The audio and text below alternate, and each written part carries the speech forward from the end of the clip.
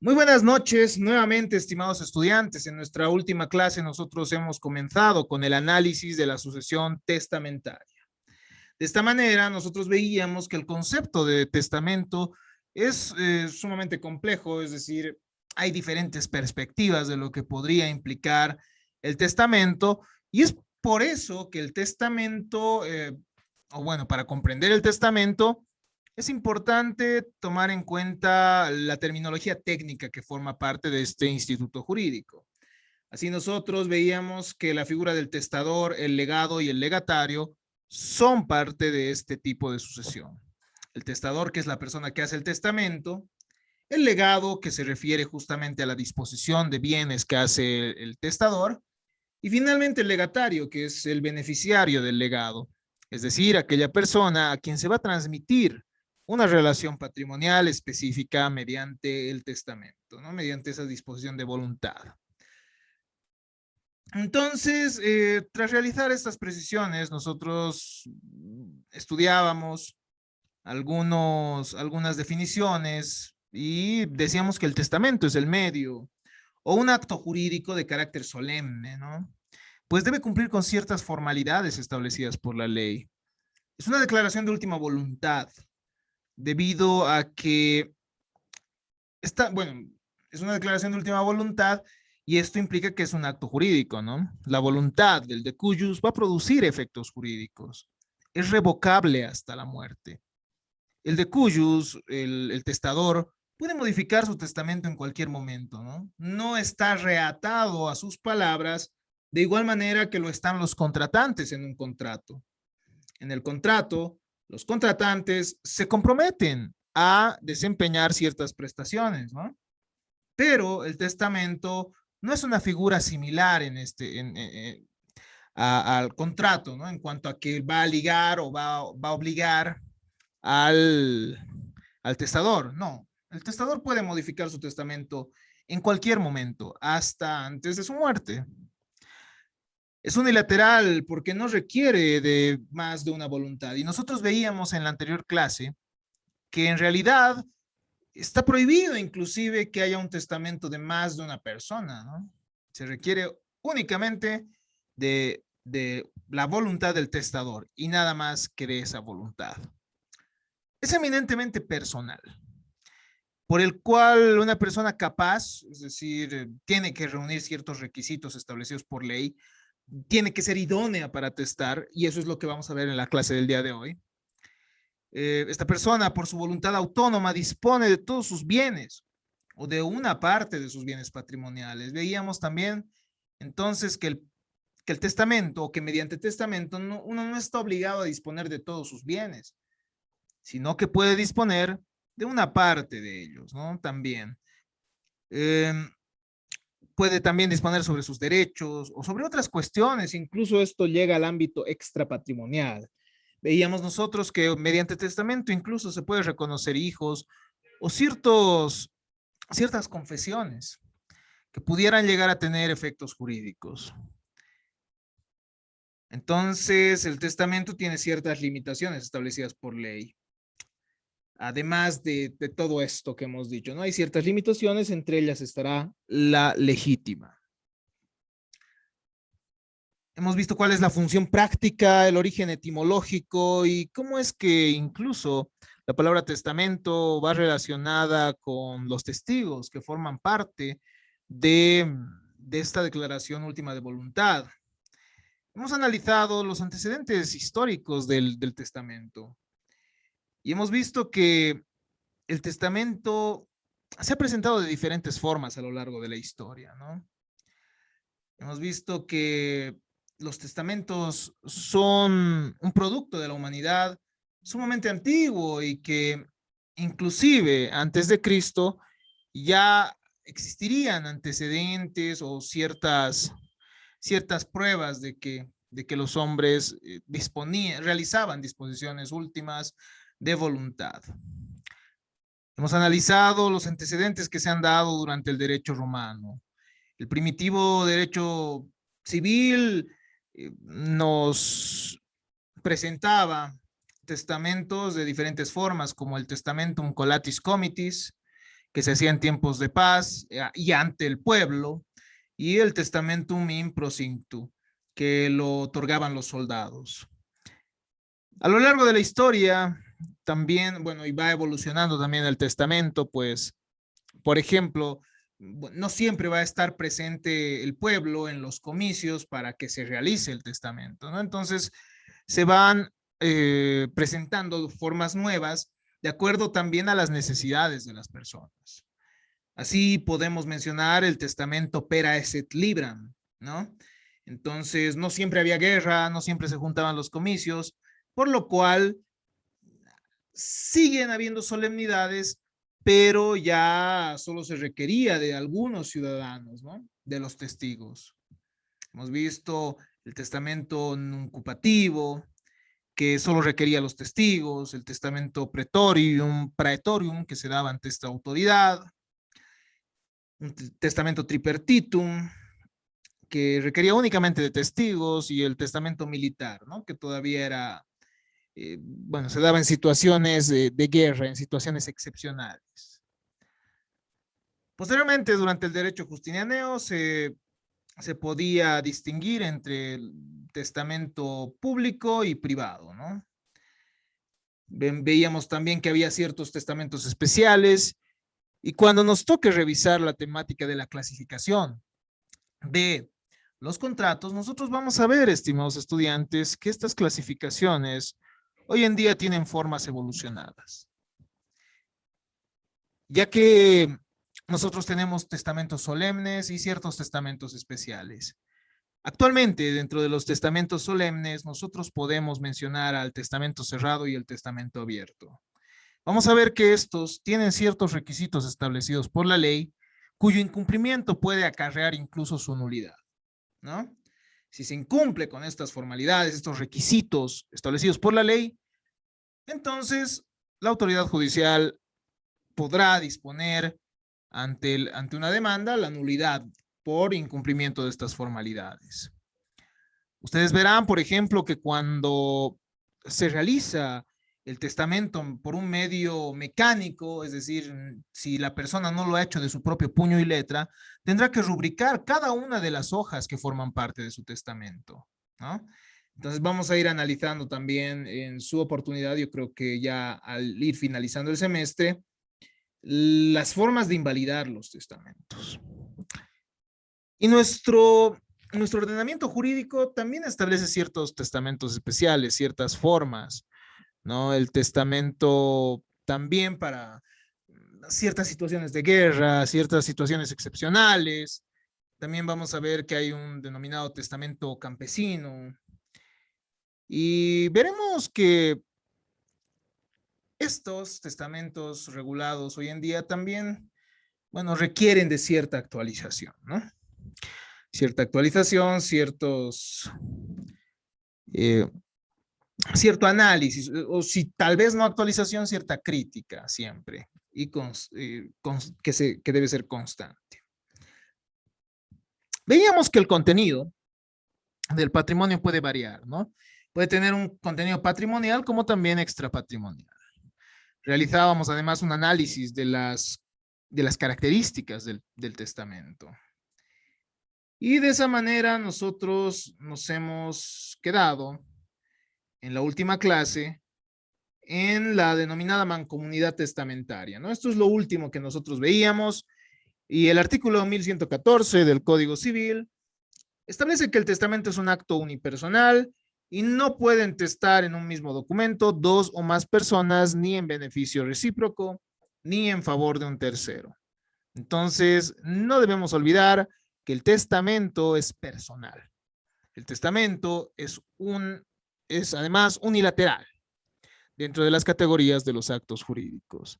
Esto significa, estimados estudiantes, que el testamento es una forma también de libertad que busca que la voluntad del decujus, que la voluntad del testador no termine siendo modificada de acuerdo a otros intereses, ¿no?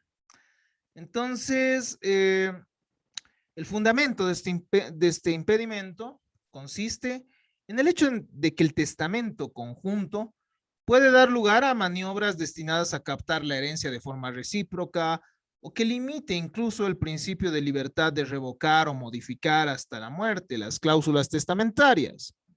Si yo, por ejemplo, realizo un testamento en conjunto con Olivia, nos imaginemos, ¿qué es lo que va a pasar? Obviamente ella me dirá, pero ya hemos hecho el testamento, no puedes modificarlo. O si ella quiere modificarlo, yo le diré, no, no puedes modificarlo, ya hemos hecho el testamento. Entonces, si se dan cuenta, el hecho de que se realice un testamento conjunto podría generar, podría incluso, ¿cómo diríamos? Degenerar, podría desconocer esa naturaleza revocable del testamento. Ahora continuemos con el análisis de la sucesión testamentaria, revisando la temática de la interpretación de las disposiciones testamentarias. Así como los contratos pueden generar cierto conflicto entre los contratantes, ustedes lo han debido ver en la materia de contratos, en cuyo caso se tiene que acudir a ciertas técnicas para interpretar cuál es el significado de estas cláusulas ambiguas. Bueno, respecto al testamento, también hay ciertas reglas que deben cumplirse. El término interpretar, en su sentido gramatical, quiere decir explicar el sentido de algo que no está expresado claramente. Muchas veces el testador o la persona que ha colaborado al testador transcribiendo su última voluntad van a realizar expresiones que no tienen un sentido único, por ejemplo, o que resulten de difícil comprensión, o que sean ambiguas o vagas, ¿no? Entonces, en estos casos se debe acudir a una interpretación. La interpretación significa también la aclaración o exposición en el sentido de una cosa o de un texto incompleto, obscuro o dudoso. El testamento como acto humano, estimados estudiantes, puede presentar entonces imprecisiones, defectos en su redacción, con la utilización de palabras o términos que no sean muy comunes, ¿no? O que sean poco usuales incluso, así como carecer de signos gramaticales o de puntuación.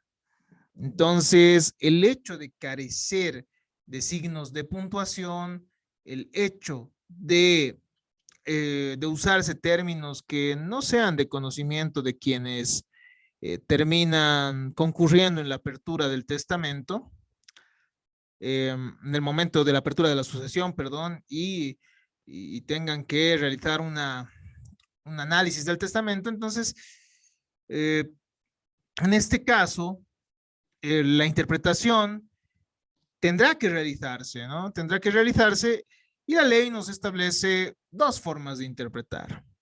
Las disposiciones testamentarias se van a entender según su expreso sentido literal, en primer lugar.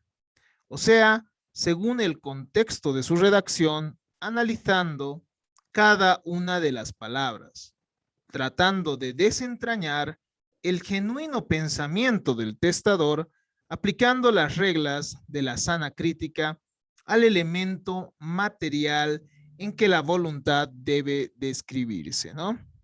Entonces, uno debe acudir al significado literal de las palabras que ha utilizado el testador en un primer momento, ¿no? Y ver también el contexto en el que se ha dado esa palabra, cuál es el significado que se da en el contexto. Esto mediante la sana crítica, ¿no? Ustedes saben que la sana crítica tiene dos elementos muy importantes. Un razonamiento lógico jurídico, es decir, que tiene que ser coherente. Y en segundo lugar, las máximas de experiencia, ¿no? Entonces, la experiencia también nos ayuda a entender las palabras. Esa es la primera forma, ¿no? Eso es lo primero que se debe hacer. En caso de duda, la interpretación tiene que ajustarse a lo que resulte más conforme con la intención o voluntad del testador al tenor del testamento en el marco de la ley. Entonces, se trata de salvar el significado que sea acorde a la ley, ¿no? Para esto se recurre incluso a los modismos o adjetivos corrientes en el léxico común empleado por el otorgante. Entonces, de esa manera se podrá establecer el significado de las palabras que ha utilizado el testador ante una autoridad judicial, ¿no? Ante la autoridad judicial tendrá que, eh, tendrá que solicitarse que se apliquen estos aspectos cuando exista ambigüedad, cuando exista vaguedad sobre el significado de estas disposiciones testamentarias que podrían llegar a generar cierto conflicto entre los legatarios, ¿no? Porque probablemente la redacción confusa pudiera terminar por beneficiar a alguien diferente, a quien quería en realidad el testador, ¿no? Continuando, estimados estudiantes, continuando con el análisis de esta temática, veamos la función limitativa del testamento. Las disposiciones testamentarias que tienen enunciaciones contrarias a derecho, o sea, que sean contrarias a las disposiciones legales, esto puede ser limitando o lesionando la legítima, es decir, disponer más allá de la parte de libre disposición, o excluyendo a herederos forzosos sin las causas establecidas específicamente por ley, sin que exista la concurrencia de esas causas, o imponiendo condiciones ilícitas o imposibles. Entonces, van a generar que, o bueno, para el derecho, este tipo de disposiciones no surten efecto jurídico alguno y terminan siendo consideradas como no puestas. Este tipo de disposiciones no anulan todo el testamento, ¿ya? No dejan sin valor todo el testamento. Solo se las considera como no puestas a estas disposiciones específicas. Entonces, las disposiciones ilegales, o sea, contrarias a la normativa jurídica, no deben ser consideradas para surtir efectos jurídicos. Reitero, esto puede suceder por diferentes motivos, ¿no?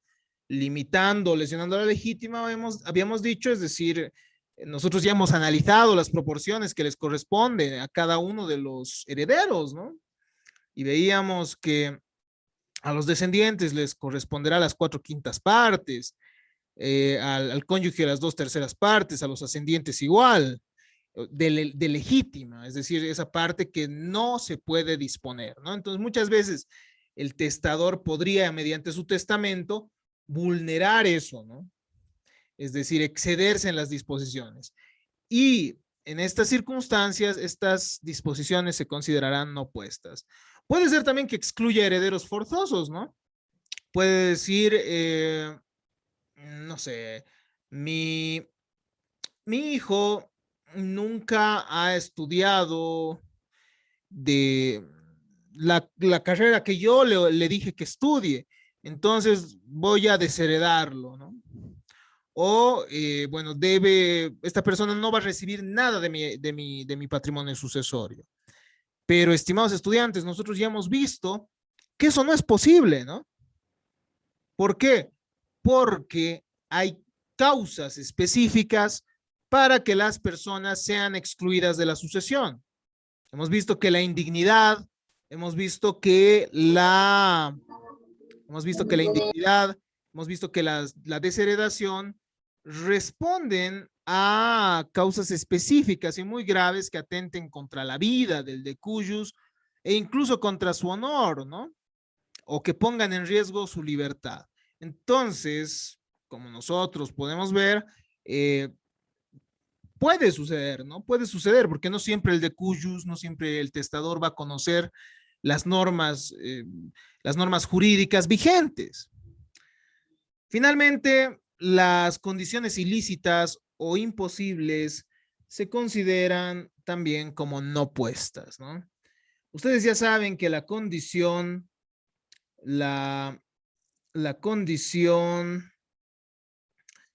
es un hecho futuro e incierto del que depende el nacimiento de un derecho o su extinción, ¿no? puede ser condición suspensiva o resolutoria. Entonces, el testamento sí puede establecerse, o bueno, las disposiciones testamentarias sí pueden someterse a condición, pero no pueden ser sometidas a una condición imposible, ¿no?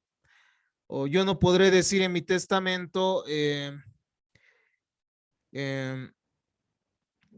voy a, voy a, voy a dejar a, qué sé yo, a Heidi Copana, voy a dejarle mi casa siempre y cuando ella cumpla 30 años el año que viene, ¿no? O sea, es una condición imposible, o 40 años o 50 años dentro de 2 años, ¿no? Entonces, eso es una condición imposible. O le dejo a Lenny este automóvil siempre y cuando ella realice un viaje a la luna, ¿no? Entonces, hay ciertas condiciones que no son posibles y estas van a ser consideradas como no puestas en el testamento. Reitero, esto no va a invalidar las otras disposiciones que estén adecuadas y encuadradas a la ley. Entonces, el resto de disposiciones van a seguir siendo válidas. ¿No ve? Solo las disposiciones que sean contrarias a la ley van a ser consideradas como no puestas, no van a surtir un efecto jurídico. Ahora corresponde analizar, estimados estudiantes, la capacidad para testar y para recibir por testamento. Nosotros ya antes habíamos visto la capacidad para suceder, ¿no? Pero ahora vamos a ver que el testamento tiene ciertos requisitos específicos para el otorgante y también para el legatario, ¿no? Veamos a qué nos referimos con esto. La capacidad para testar es un conjunto de condiciones, o se refiere a un conjunto de condiciones legales que atribuyen efectividad jurídica a la declaración de última voluntad, ¿no? Si es que no se dan estas condiciones legales, si es que no se dan estos requisitos que implica la capacidad, esta idoneidad establecida por la ley, entonces esa declaración de última voluntad no tendrá eficacia y no tendrá validez. La capacidad es la cualidad de querer, entender y disponer que debe reunir, que debe reunir el testador, ¿no? Es una cualidad. El testador tiene que comprender las disposiciones que está realizando. O sea, la persona humana o el titular de los derechos tiene que tener esa posibilidad, ¿no? De entender y comprender sobre la transmisión que está realizando. ¿Por qué? Porque está transmitiendo sus bienes patrimoniales a favor de los sucesores que él elige. Pero vamos a ver que esto no es equivalente a una capacidad de obrar. ¿Ya? La capacidad de obrar, que ustedes saben que es una capacidad negocial, que es una capacidad también que, o bueno, que también coincide con la posibilidad de interponer demandas, de ejercer los derechos, ¿no? Testar es un acto de disposición. En consecuencia, la capacidad para testar es un caso de poder de disposición. El de cuyus, mediante el testamento, el testador, mediante el testamento, va a disponer el futuro de sus bienes. Entonces, para esto, tiene que tener esa capacidad, esos requisitos que el legislador considera idóneos para que, para que esa declaración sea válida. Por lo general, reside en la cualidad esencial a exigirse en la persona que pretende otorgar el testamento y consiste en la idoneidad y goce de capacidad intelectual, ¿no? Quien disponga, o bueno, quien va a atestar, tiene que tener la capacidad intelectual desarrollada. Además, tiene que tener plenitud del uso de la razón, o sea, capacidad en la mente para comprender las consecuencias del acto que está realizando, ¿no? Se requiere entonces la edad exigida por la ley y plenitud en razonamiento psicológico. La capacidad para atestar puede ser de dos clases.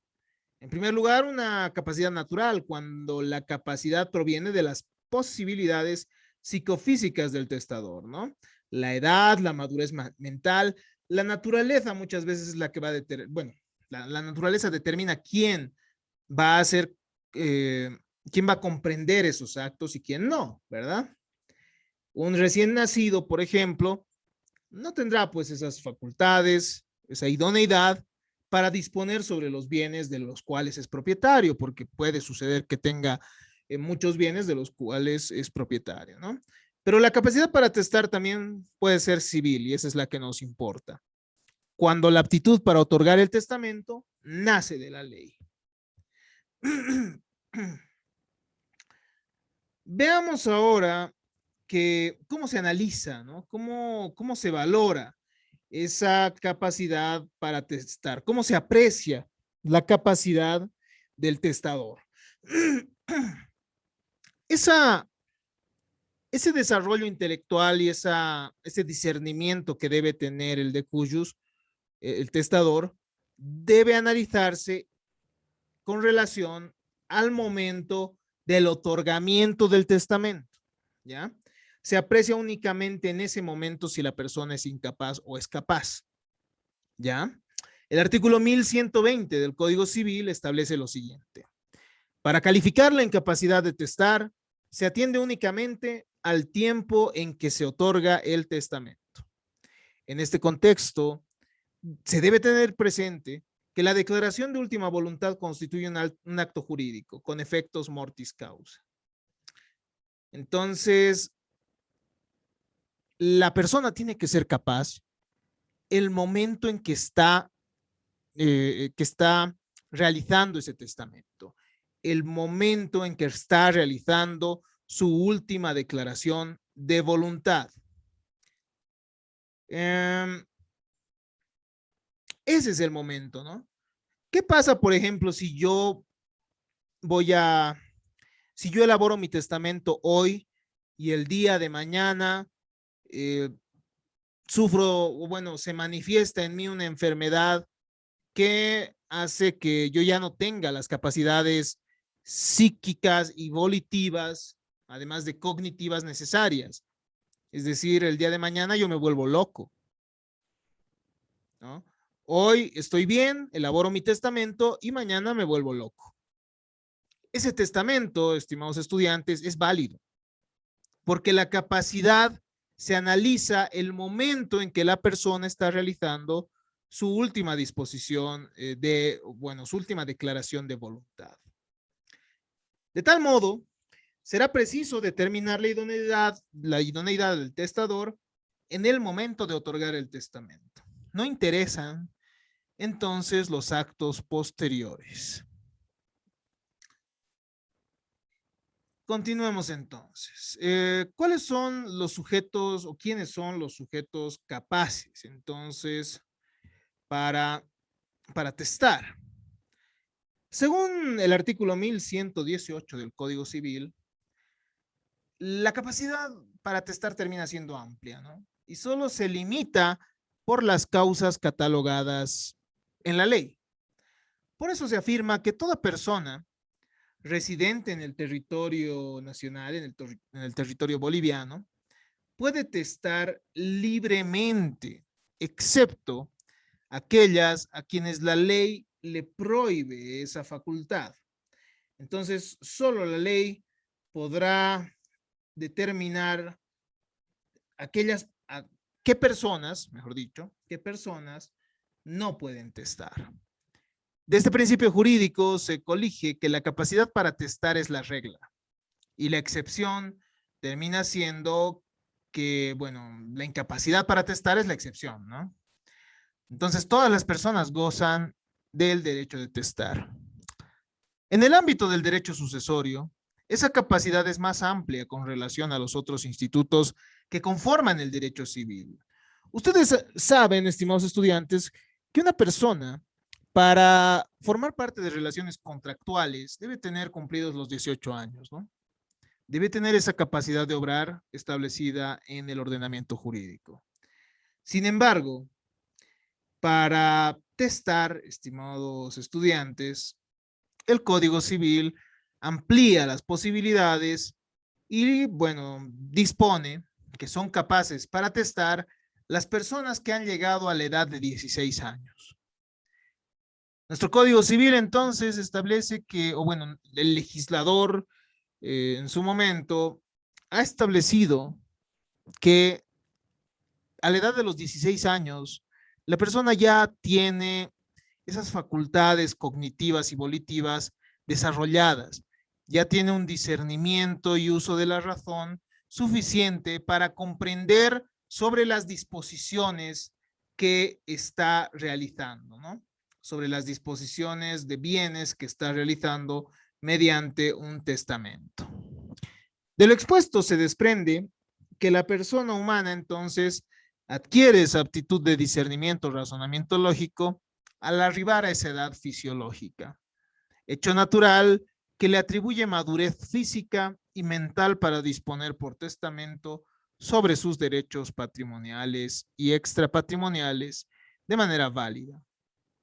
De hecho, el instituto de la capacidad para testar es diferente a la capacidad de obrar, como pueden ver, que se alcanza con la mayoría de edad, ¿no? Entonces no es lo mismo, no es la misma edad para testar que la edad para ser capaz de obrar, ¿ya?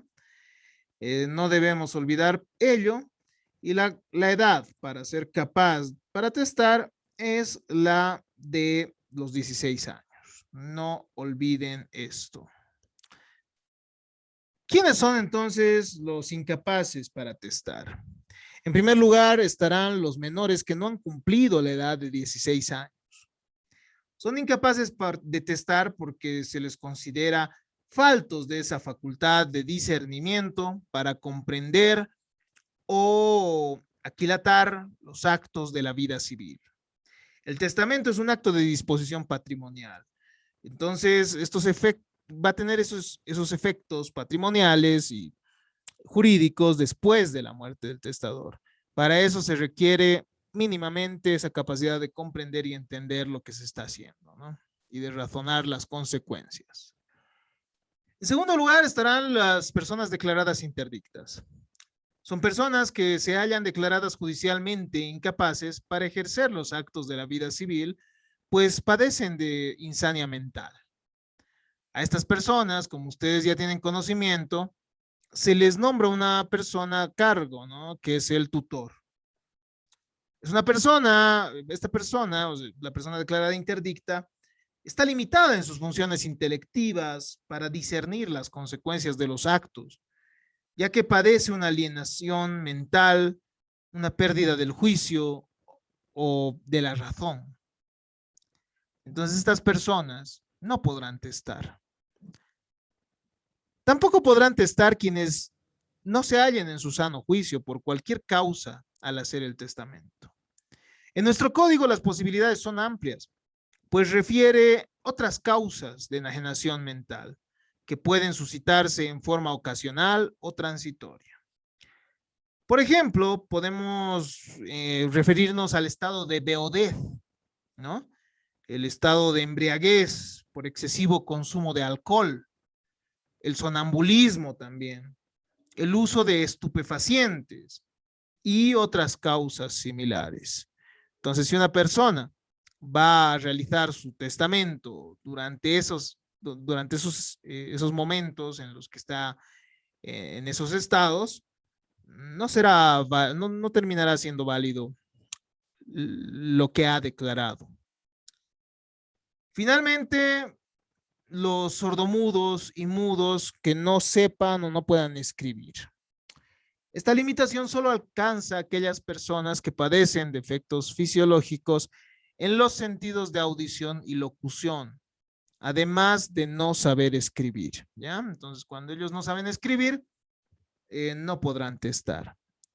Sobre las personas no videntes, la ley no establece límite, por si acaso, por lo que estos pueden otorgar testamento en cualquiera de las formas establecidas por la ley. Continuemos ahora viendo la calificación de la incapacidad. La calificación de la incapacidad de manera similar a al análisis o valoración o apreciación de la capacidad se realiza en el momento en que la persona está testando, ¿no? La calificación de la incapacidad o determinar la validez o eficacia del testamento se la toma considerando si el testador en el momento o la fecha en que se ha redactado el testamento estaba o no en su sano juicio, ¿no? Para esto, en la praxis judicial se retrotrae y retrocede en el tiempo al momento mismo en que ha sido redactado, perdón, el testamento. La capacidad o incapacidad del testador entonces se la aprecia únicamente con relación al momento o el instante en que se otorga ese acto, el instante en que se otorga el testamento. Así lo establece el artículo 1120 del Código Civil. Calificar la incapacidad o capacidad del testador entonces va a consistir en determinar con precisión si estuvo o no en uso de sus facultades mentales para redactar su testamento en el instante de disponer su última voluntad. Cuando no existe declaración de la incapacidad de querer o entender, es necesario probarla por todos los medios idóneos que franquea la ley por quien impugna el testamento y alega la incapacidad de testar. En derecho procesal hay ciertos principios probatorios, ¿no? Quien afirma algo debe probarlo, ¿no?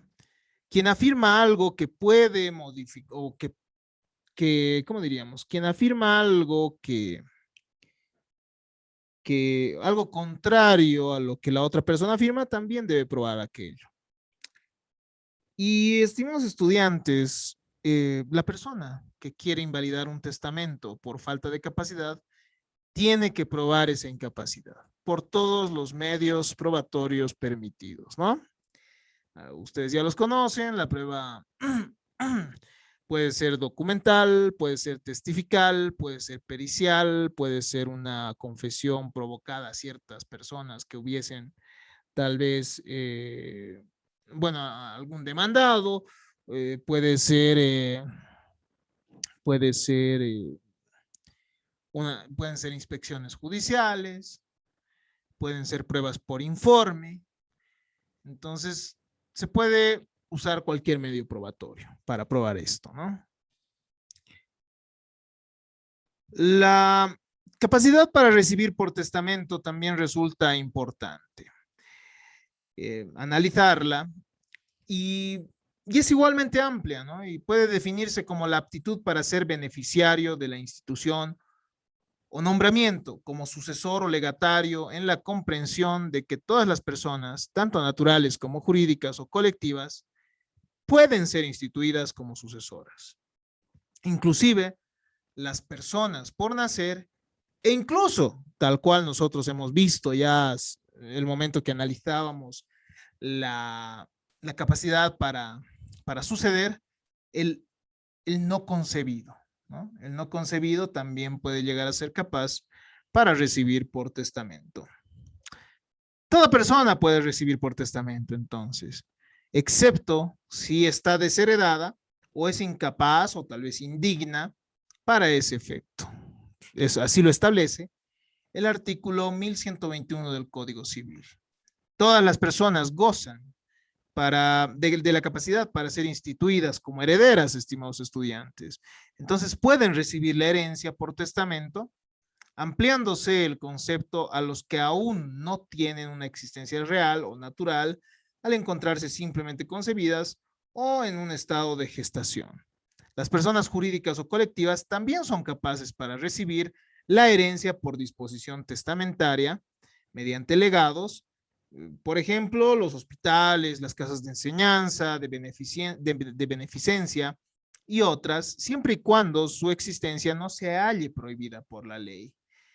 Si es que estas personas colectivas se encuentran legalmente constituidas, lo lógico es que las mismas puedan suceder al decuyus, ¿no? A la persona que ha testado.